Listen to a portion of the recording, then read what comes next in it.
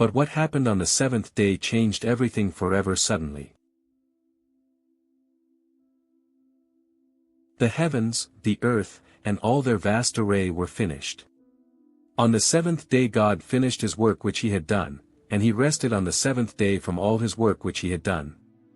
God blessed the seventh day, and made it holy, because he rested in it from all his work of creation which he had done. This verse marks the end of creation, with God resting on the seventh day, signifying the completion of his work. This is the history of the generations of the heavens and of the earth when they were created, in the day that Yahweh God made the earth and the heavens. No plant of the field was yet in the earth, and no herb of the field had yet sprung up, for Yahweh God had not caused it to rain on the earth.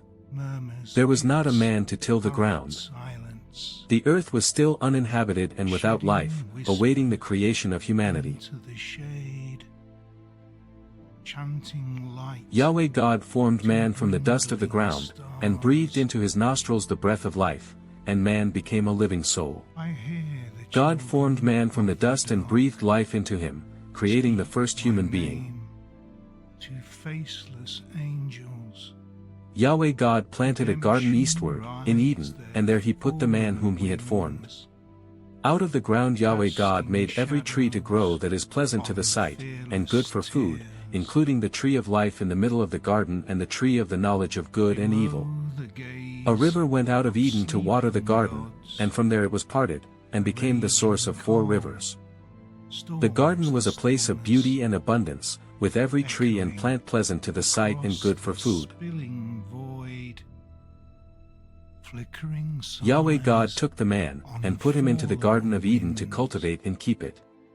Yahweh God commanded the man, saying, You may freely eat of every tree of the garden, but you shall not eat of the tree of the knowledge of good and evil, for in the day that you eat of it, you will surely die. God commanded the man not to eat from the tree of the knowledge of good and evil, a test of humanity's obedience and trust in God. Yahweh God said, It is not good for the man to be alone. I will make him a helper comparable to him. Out of the ground Yahweh God formed every animal of the field, and every bird of the sky, and brought them to the man to see what he would call them. Whatever the man called every living creature became its name.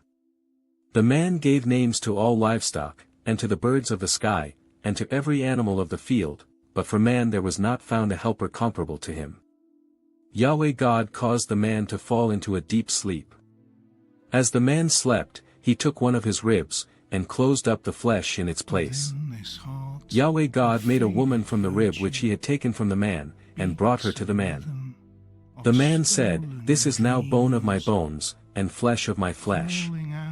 She will be called woman, because she was taken out of man. Therefore a man will leave his father and his mother, and will join with his wife, and they will be one flesh. The man and his wife were both naked, and they were not ashamed.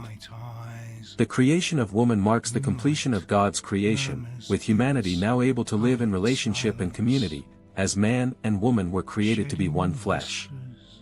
Into the shade, chanting light.